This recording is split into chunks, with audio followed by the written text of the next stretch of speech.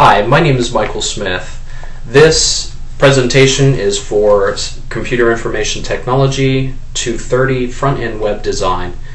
The topic of my presentation is transitions. Much of what I have seen uses transitions with transformation and other types of animation, but I have done my best to parse out those other types and just concentrated on transitions. Transitions provide a way to control animation speed when changing CSS properties.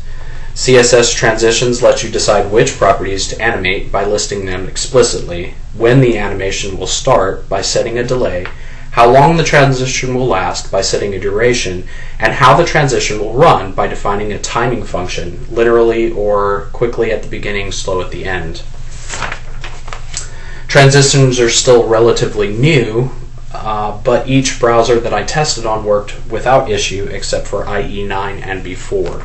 As you can see here on this form, this lists IE10 and all of the Chrome, Firefox, Safari, Opera, and I also tested on Microsoft Edge, and all of the transitions that I used worked on there without issue. I have created this simple web page so that we can go through and test and take a look at some of these transitions.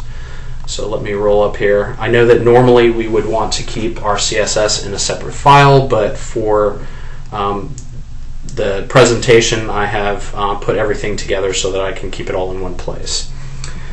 So the first one I would like to show you, we actually start with a 100 megapixel by 100 megapixel box, and when we hover over it, it actually expands the width into a 300 megapixel rectangle. You can actually control both height and width of the objects that you have created and use that to greater effect to bring attention to some article that is on your web page. You can also change the color or even hide something until it is moused over, which again brings people's attention to those things. Now let's take a look here. In the CSS, I have defined the first div as width, and in here set the width, height, background color, some margin just to keep it separated from the other divisions, and then set the transition, letting the system know that we're actually going to be using the width, change to the width here, and that change should take 2 seconds. And then defined under hover that the width should expand to 300 pixels. And as you can see, when I mouse over it, it does that without issue. The next one, we have defined again height and width, the background, margin, but this time the transition is actually going to be the height. And it will again take 2 seconds. So as we mouse over, it pushes the rest of the divisions down and allows us to expand that area. I'm not sure where you would actually use this particular stylings in a web page, but some of these other ones are much more interesting. The ability to change the color on a field as it's being moused over would definitely bring a lot of attention to that particular field. There's also the ability to mouse over and change the from not having a color to a color. Again, will draw attention and help someone to recognize that that is something that they should pay attention to. And you can see the separate CSS that's actually being used there, where we have set the transition so all transitions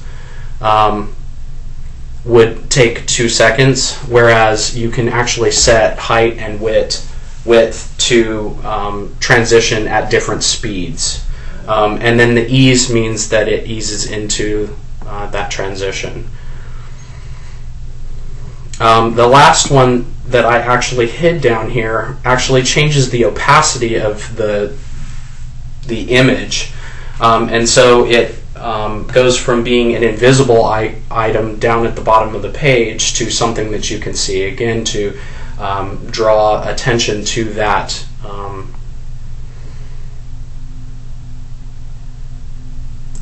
that article.